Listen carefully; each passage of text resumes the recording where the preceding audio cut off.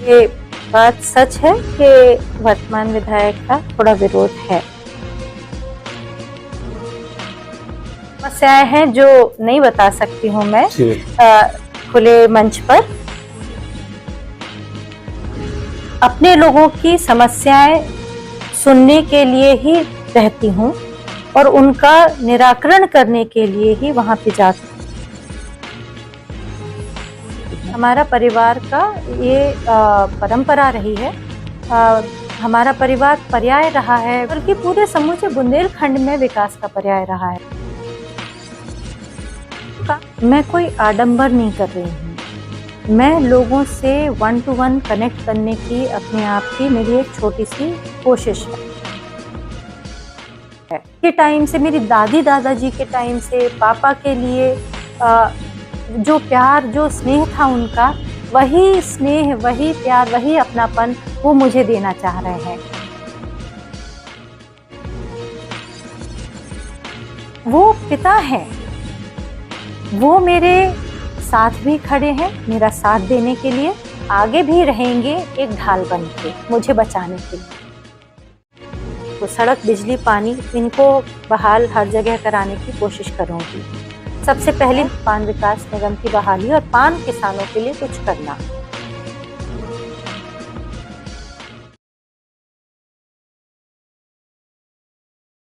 छतरपुर जिले की सबसे चर्चित विधानसभा महाराजपुर क्षेत्र क्रमांक 48, जहां से कांग्रेस से दावेदारी कर रहे हैं निधि चतुर्वेदी। नाम ऐसा जो किसी परिचय के मोहताज नहीं है। बुंदेलखंड के दिग्गज नेता सत्यव्रत चतुर्वेदी जी की बेटी हैं और खुद राजनीति में लंबे समय से सक्रिय रहे हैं कांग्रेस में। अब दावेदारी हो चुकी है और जनसंपर्क भी जारी है। बात अगर महाराजपुर की करें तो वर्तमान में वहां नीरज दीक्षित कांग्रेस के विधायक हैं और तमाम दावेदार भाजपा हो या कांग्रेस की अपनी दावेदारी कर रहे हैं। सीधे निधि चतुर्वेदी जी से बात करेंगे। निधि जी, स्वागत है आपका बुंदेली दर्पण में। Thank you so much. आपका और आपके दर्शकों को भी मेरा प्रणाम। जी, सबसे पहले शुरुआत के महाराजपुर वर्तमान में कांग्रेस विधायक तरीके से आपकी एंट्री हुई, आप भी दावेदारी में आए। एक और नाम था कांग्रेस का जो पिछली बार भी चर्चा में रहा। इन सब तीनों दावेदार, आप अपनी को किस जगह पे देखते हैं? कैसे चुना कि महाराजपुर ही मेरे लिए बेटर? नहीं, महाराजपुर चुनने के काफ़ी कारण थे। प्रमुख कारण देखिए, एक ये है कि वहाँ के लोग चाहते थे कि मैं वहाँ से चुनाव लड़ूँ। काफ़ी टाइम से लोग आ रहे थे कि आप कहीं और ना जाके आप महाराजपुर से चुनाव लड़िए और आप चुनाव लड़िए। तो प्रमुख कारण ये था क्योंकि मैं अपने लोगों के लिए वहाँ गई हूँ। जो लोग हमारे घर से, हमारे परिवार से पीढ़ियों से जुड़े हुए हैं, राजनीतिक और पर्सनल तरीके से अपने, उनके लिए। क्योंकि पापा के राजनीति से संन्यास लेने के बाद कहीं ना कहीं वो लोग उपेक्षा के शिकार हो रहे थे जी। और उनको कहीं ना कहीं से उनकी अनदेखी हो रही थी। तो एक बहुत बड़ी वजह ये है कि मैं हमारे लोगों के लिए, जो हमारे लोग हैं वहाँ से, उनके लिए वहाँ से दावेदारी मैंने की है या चुनाव लड़ने की कोशिश कर रही हूँ। दूसरा, फिर महाराजपुर से हमारे और भी नाते हैं, जैसे कि हमारा पारिवारिक रिश्ता है एक महाराजपुर से। मेरे पापा वहाँ, उनका बचपन बीता है गढ़ी मलहरा से। गढ़ी मलहरा में मेरे दादी और दादाजी स्वर्गीय पंडित बाबूराम चतुर्वेदी एंड स्वर्गीय श्रीमती विद्यावती चतुर्वेदी, वो वहाँ पे काफ़ी साल रहे हैं। मेरी दादी का मायका वहीं पास में ही है। मेरे मम्मी का काफ़ी रिश्तेदारी और मायका वहाँ से आता है। तो एक ये पारिवारिक नाता भी है, रिश्ते भी जुड़े रहे और अब राजनीति में भी वो जो लोग कहीं ना कहीं उपेक्षित हैं वो भी साथ जुड़ के आए। जी जी जी। तो जैसे मैंने पहले भी आपसे एक बार सवाल किया था, आपने कहा भी था कि छतरपुर की सभी विधानसभाओं के लिए काम करेंगे। जी। एक अहम जिम्मेदारी आप कर्नाटक चुनाव में भी निभा के आए हैं। तो अब अगर आप एक विधानसभा में खुद दावेदारी में है, तो वो जो 5 जो छूट रही हैं उनमें कैसे आप समय दे पाएंगे? क्योंकि अपेक्षाएं आपसे बहुत थी कांग्रेस के भी, और जिस तरीके से जो इस तरीके के रूठे लोग या उपेक्षित लोग जो कार्यकर्ता है उनको बहुत अपेक्षाएं आपसे, तो वहां कैसे समय दे पा रहे हैं? जी, ये एक्चुअली मैं बहुत वाकई बहुत मेरे लिए थोड़ा सा कष्टकारी है, क्योंकि कहीं ना कहीं एक ये चीज़ आ जाती है कि मैं अपना बनाने के लिए कहीं ना कहीं उनका कुछ बिगाड़ रही हूँ, क्योंकि मैं उस तरफ ज़्यादा ध्यान नहीं दे पाऊंगी। पर फिर भी मेरी पूरी कोशिश है। मैं बाकी हफ्ते के 7 दिन भ्रमण करती हूँ, लेकिन हफ्ते का एक दिन ऐसा रखती हूँ जब मैं अपने घर यहाँ छतरपुर में टोरिया हाउस में बैठ के जितने भी लोग मुझसे मिलना चाहते हैं, उनकी जो भी समस्याएं लेकर आते हैं, उनका निराकरण कर सकती हूँ, उनका सुन सकती हूँ, उनसे मिल सकती हूँ। और जहाँ पे भी अगर कहीं ज़रूरत होती है जाने की, तो मैं वो काम अभी भी एक दिन अपना ऐसा रखी हूँ कि मैं कर सकूँ। तो मेरी पूरी कोशिश है कि मैं उनको बहुत निराश ना करूं। पर देखिए, अगर चुनाव लड़ती हूँ, और चुनाव तभी लड़ूंगी जब मुझे पार्टी टिकट देगी। अगर पार्टी टिकट देती है और मैं चुनाव लड़ती हूँ, तो हाँ, मैं उतना ध्यान नहीं दे पाऊंगी। लेकिन अगर ऐसा होता है कि पार्टी टिकट नहीं देती है, तो मैं वैसे भी पार्टी के लिए ही काम कर रही हूँ। पहले भी कर रही थी, आगे भी करती रहूंगी, और ख़ास तौर से उन लोगों के लिए। पर मेरी कोशिश रहेगी कि मैं जहाँ तक हो सके मैं उनके लिए खड़ी रहूं। पापा भी हमेशा से ऐसे करते आए हैं। वो खुद चुनाव लड़ते थे और दूसरों के चुनाव के प्रचार के लिए भी जाते थे। तो मैं भी यही कोशिश करूंगी कि उसी परंपरा को आगे बढ़ा सकूं। जैसे महाराजपुर की बात की जाए, तो चूंकि आपका इतना नाता भी रहा, आपने बताया कहाँ कैसे रिश्ते भी रहे हैं, पिताजी भी रहे वहाँ पर, बेसिक जो मूलभूत जैसे ज़रूरतें हैं, चाहे वो गढ़ी मलहरा में एक हायर सेकेंडरी स्कूल नहीं है, एक नगर पंचायत होते हुए भी कॉलेज नहीं है, हालांकि महाराजपुर में अन्य ऐसी तमाम जो मूलभूत सुविधाएं हैं, क्या आप जिस हिसाब से एक दावेदार के तौर पे क्या अहम चीज़ें ऐसी दिखती हैं जो अब तक हो जानी चाहिए थी? देखिए, अब तक तो काफ़ी कुछ हो जाना चाहिए था। महाराजपुर उन विधानसभाओं में आता है जो कि बहुत, जहाँ पे कामों की कमी नहीं है, और विकास कार्य कुछ हुए नहीं। तो अब जैसे आप खुद ही बता रहे हो, मूलभूत सुविधाएं वहाँ तो बिजली, पानी, सड़क से ही शुरू होती हैं।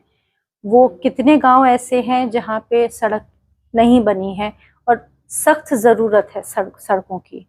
कितने गांव ऐसे हैं जहाँ पे पीने की पानी की असुविधा है। महाराजपुर तो खुद ही में कई वार्ड्स में पीने के पानी की प्रॉब्लम है। फिर उसके बाद बिजली का तो मतलब हिसाब ही नहीं है। देख ही रहे हैं, कहीं ट्रांसफार्मर्स खराब हो जाते हैं, कहीं सालों से कोई कनेक्शन ही नहीं है। तो ये जो छोटी मोटी प्रॉब्लम्स हैं, ये मूलभूत सुविधाओं से तो वहाँ का काम शुरू होता है, जो हुआ नहीं है, जो कि हो जाना चाहिए था। अभी मैं किसी पर ना तो टिप्पणी करूंगी, ना किसी एक पार्टी को या व्यक्ति विशेष को जिम्मेदार ठहराऊंगी। पर ये जब आप जनप्रतिनिधि होते हो, तो आपका ये काम है कि आप अपने क्षेत्र के विकास में के लिए काम करें। क्षेत्र की जो मूलभूत सुविधा है, कम से कम उनको तो मुहैया कराएं। हम जिस जमाने में जी रहे हैं, अगर सुन के बड़ा अजीब लगता है कि वहाँ पे बिजली, पानी और सड़क की समस्याएं हैं।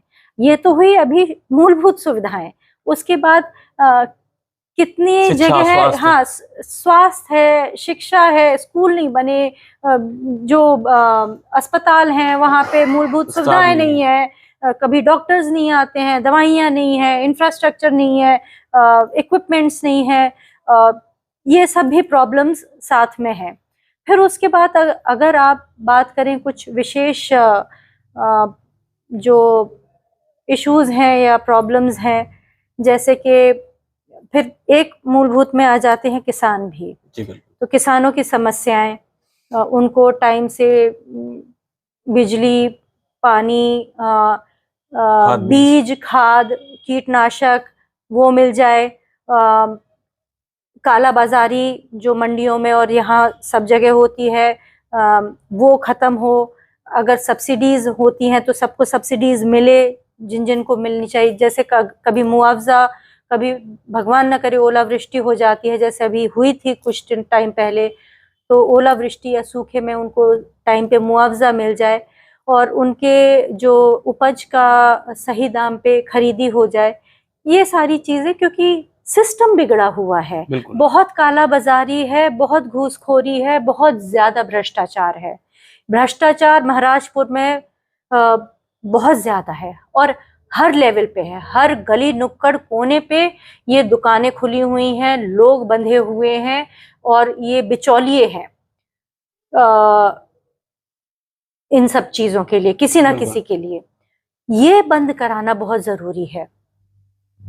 और फिर उसके बाद जैसे कि कुछ विशेषतर कुछ ऐसी चीजें, जैसे कि हमारा नौगांव का कृषि अनुसंधान केंद्र है, वो निष्क्रिय पड़ा है, उसको बहाल कराना जरूरी है। पान विकास निगम का तो हमें बड़े दावे हुए, हाँ बड़े दावे हुए, कांग्रेस सरकार ने भी कहा था, लेकिन चलिए अल्पकाल हमारी सरकार देखिए मुश्किल से 15 महीने भी नहीं चल पाई, उसमें भी लोग तो हाँ जब तक हम इन सब, क्योंकि हम और बड़े वायदे अपने पूरे कर रहे थे, जैसे कि किसानों का कर्ज माफ करना, मानदेय बढ़ाना, पेंशन योजनाओं को लागू करना, हम बहुत ज्यादा, ये बड़े स्तर के काम थे, तो उसमें वो सब काम भी पूरे नहीं हो पाए कि हमारी सरकार गिर गई। यदि हमें 5 साल का पूरा कार्यकाल मिला होता कांग्रेस सरकार को, तो आज महाराजपुर की, अगर हम सिर्फ महाराजपुर की बात कर रहे हैं, वो स्थिति नहीं होती जो मुझे आज देखने को मिल रही है। तो पान विकास निगम को बनाना बहुत जरूरी है, पान किसानों को किसानों का दर्जा मिलना बहुत जरूरी है। तो ये सब कुछ ऐसी समस्याएं हैं, ऐसे इश्यूज हैं जिनके बारे में हमको काम करने की जरूरत है। वर्तमान में कांग्रेस विधायक है वहाँ, भले भाजपा सरकार है, कुछ विरोध भी देखा जा रहा है विधायक का, कई जगह पे विरोध देखा गया। मैं जहाँ जा रही हूँ ये बात सच है कि वर्तमान विधायक का थोड़ा विरोध है। उनका विरोध जो लोगों ने जिस सुनने को मुझे मिलता है, क्योंकि विधायक से तो वो जाके शिकायत नहीं कर सकते हैं, और कुछ लोगों ने करनी भी चाहिए, तो उनको उस तरीके का रिस्पांस नहीं मिला। लेकिन जब वो मुझे बताते हैं तो उन्होंने मुझे शिकायत की, बताया कि बेसिकली उनका मुद्दा ये है कि कुछ काम नहीं हुए और हर कुछ ना कुछ ऐसी समस्याएं हैं जो नहीं बता सकती हूँ मैं खुले मंच पर ना तो काम करवाए गए, ना उनका बहुत रवैया लोगों के प्रति बहुत अच्छा रहा। तो उस वजह से लोगों में थोड़ा रोष है, थोड़ा प्रतिरोध है, थोड़ा विरोध है और कहीं ना कहीं थोड़ा गुस्सा है। तो वो गुस्सा वो मुझे आके बताते हैं, क्योंकि उनको लगता है कि वो मुझे बता सकते हैं। जी। मैं और आप अच्छे से सुन भी रहे हैं? मैं सुन रही हूँ, मैं अपने लोगों की समस्याएं सुनने के लिए ही रहती हूँ और उनका निराकरण करने के लिए ही वहां पे जाती हूँ।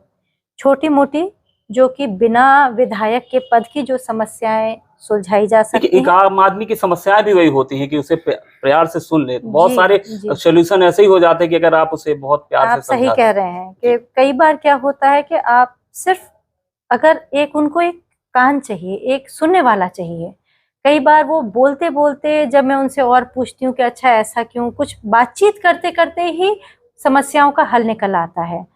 तो एक तो वो है, पर दूसरा के कहीं ना कहीं लोगों को मेरी नीयत साफ नजर आती है कि मैं काम की नीयत से वहां पहुंच रही हूँ, सिर्फ वोट मांगने की नीयत से नहीं। तो एक दूसरी वजह ये भी है कि लोग खुल के मुझसे बात कर लेते हैं, क्योंकि मैं काम करवा रही हूँ और करवा सकती हूँ। हमारा परिवार का ये परंपरा रही है, हमारा परिवार पर्याय रहा है इस ना सिर्फ क्षेत्र में महाराजपुर में या छतरपुर जिले में, बल्कि पूरे समूचे बुंदेलखंड में विकास का पर्याय रहा है। तो हम लोग काम कराते हैं और ये विरासत में मुझे मिला है, जो कि लोग भी जानते हैं। तो एक ट्रस्ट फैक्टर है। जो मौजूदा विधायक हैं उनके द्वारा किसान संघर्ष पद यात्रा निकाली जा रही है, किसान कम नजर आ रहे हैं, लग्जरी गाड़ियां और तमाम इस पॉलिटिशियन टाइप के लोग नजर आ रहे हैं, उसमें भीड़ इकट्ठा करने की यूं कहीं कोशिश की जा रही है। आपका देखा गया तो आप निकलते हैं कुछ लोगों के साथ, फिर धीरे धीरे काफिला बढ़ता जा रहा है, क्या वजह मान रहे हैं, कैसे जुड़ रहे हैं लोग? ये देखिए, ये मैं कोई आडंबर नहीं कर रही हूँ। मैं लोगों से 1 to 1 कनेक्ट करने की अपने आप की मेरी एक छोटी सी कोशिश है, और लोग इसीलिए जुड़ रहे हैं क्योंकि पहली बात, उन्हें उस कोशिश में मेरी एक साफ नीयत नजर आती है।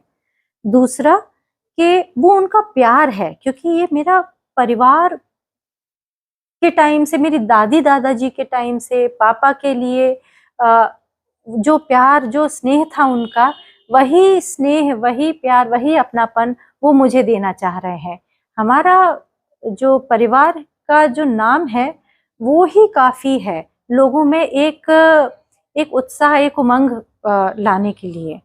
तो लोग इसलिए जुड़ रहे हैं क्योंकि कहीं ना कहीं वो पापा की राजनीतिक संन्यास की वजह से थोड़ा निराश हो गए थे, पर उनमें एक नई उमंग आई है ये देख के कि इस परिवार से दोबारा से कोई आ रहा है, इस परिवार से दोबारा कोई राजनीति अब यहाँ से शुरू फिर से होगी।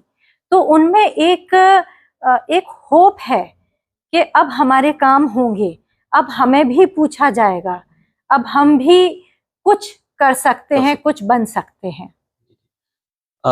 चूंकि चतुर्वेदी जी संन्यास ले चुके हैं, इस चुनाव में अगर जिम्मेदारी आपको देती है पार्टी, टिकट मिलता है, तो क्या वो जमीन पर उतरेंगे आपके साथ या सिर्फ मार्गदर्शन ही रहेगा उनका?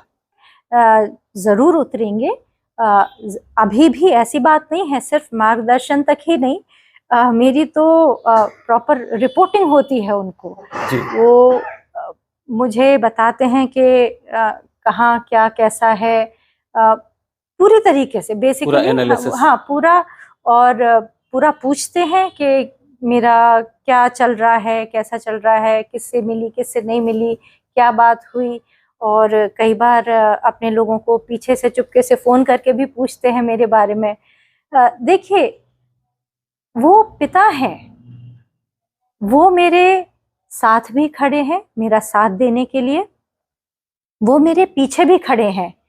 जब कभी मुझे एक सहारे की ज़रूरत है तो उसके लिए वो पीछे भी खड़े हैं, और जब कभी मुझे ज़रूरत पड़ेगी तो वो मेरे आगे भी रहेंगे, एक ढाल बन के मुझे बचाने के लिए। एक पिता है, वो हर तरीके से, हर रूप में, हर वक्त मेरे साथ हैं, मेरे साथ देंगे, दे रहे हैं, और उनके मार्गदर्शन से ही मैं आगे बढ़ी हूँ। बल्कि अगर उनकी मंजूरी नहीं होती तो मैं इतना बड़ा कदम कभी नहीं उठाती, एक बात। दूसरी बात कि ये कहना बहुत अजीब है कि वो ठीक है अभी नहीं आ पा रहे हैं, उसकी एक वजह है कि वो थोड़ा बीमार चल रहे हैं। दूसरी वजह ये है कि वो चाहते हैं कि मैं अपने दम पे, अपने बलबूते कुछ पहले बनूं, अपनी जमीन तैयार करूं। वो जब वो राजनीति में आए थे तो उनके मम्मी और पापा, मेरे दादा दादी जी दोनों ही स्थापित राजनीतिज्ञ थे, राजनेता थे, पर उनको भी उनके माँ बाप ने यही बोला था कि आप अपना रास्ता खुद तय करिए, खुद बनाइए।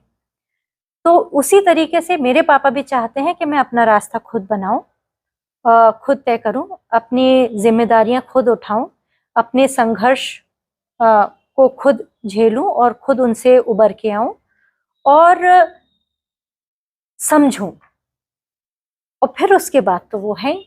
चलिए, गुटबाजी की बात अगर कर लें, चाहे भाजपा हो या कांग्रेस, गुटबाजी और जिस तरीके से आंतरिक कल विद्रोह, ये हमेशा चला आता रहा है चुनाव में।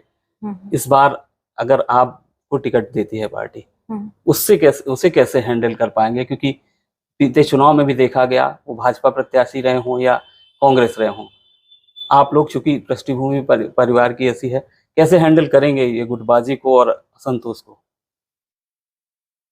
देखिए, मेरे हिसाब से मेरे लिए कोई गुटबाजी नहीं है। सभी साथ आएंगे। आप ये सिर्फ वक्त बताएगा। मैं आपको सिर्फ अभी इतना बता सकती हूँ कि मुझे टिकट मिलेगा तो कोई गुटबाजी नहीं है। सब साथ होंगे और सब काम करेंगे और सब एक ही लक्ष्य के लिए काम करेंगे, जो कि होगा मुझे जितवाना। और ना पहले थी, ना है, ना रहेगी। गुटबाजी नहीं है। अच्छा, निधि चतुर्वेदी अगर विधायक बनकर आएंगी जनता के बीच, तो सबसे पहला काम क्या होगा? क्या ड्रीम है सबसे पहला कि क्या करेंगे? बहुत काम है। मैं यही सोच रही थी कि इतने सारे काम हैं इस विधानसभा में कि मुझे शायद 5 साल भी कम पड़ जाएंगे अगर काम करना चाहो तो। पर सबसे पहला काम जो होगा, मैं जो हमारे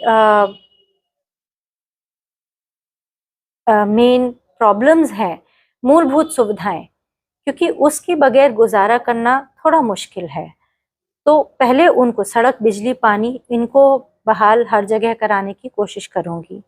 सबसे पहली मेरी प्राथमिकता ये है। और एक और प्राथमिकता जो इसके साथ है वो है पान विकास निगम की बहाली और पान किसानों के लिए कुछ करना। तो ये 2 चीजें मेरी लिस्ट पे सबसे आगे हैं। उसके बाद महंगाई कम कराना है, रोजगार बढ़ाना है, अपने युवाओं को साथ जोड़ना, भ्रष्टाचार कम करना। तो ये फिर उसके साथ चलती जाएंगी। चलिए, बहुत बहुत शुक्रिया आपका निधि चतुर्वेदी जी। ये निधि चतुर्वेदी जी थी जिनका साफ तौर पे कहना है कि जो बेसिक जरूरतें हैं महाराजपुर विधानसभा क्षेत्र की, अगर वो निर्वाचित होकर आई, उन्हें टिकट दी पार्टी ने और वो निर्वाचित हुई, तो निश्चित तौर पे सबसे पहले फोकस उस पर होगा। साथ ही पान विकास निगम पर भी काम करने का पूरी मंशा है उनकी। दीजिए मुझे और प्रिंस भरमुजा को इजाजत। नमस्कार।